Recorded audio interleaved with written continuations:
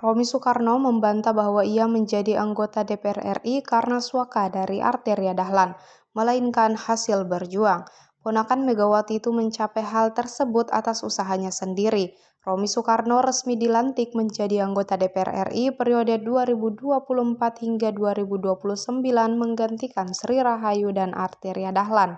Sebelumnya diinformasikan Arteria memilih mundur menggantikan posisi anggota DPR RI Sri Rahayu dan mengaku memberikan posisinya kepada Romi Soekarno. Semula Dapil Jawa Timur 6 PDIP meraih 2 kursi yang diduduki oleh Pulung Agustanto dan Sri Rahayu, sedangkan Arteria Dahlan dan Romi Soekarno menduduki posisi ketiga dan keempat. Namun Sri Rahayu memilih mundur, begitupun Arteria yang digantikan Romi Soekarno. Arteria mengaku memberikan jatah kursi kepada Romi Soekarno sebagai cucu Presiden pertama Republik Indonesia. Arteria merasa terhormat mundur dari DPR RI demi cucu Presiden pertama Republik Indonesia. Menurut Arteria, ada momen Romi sendiri yang datang kepadanya meminta posisi legislatif itu.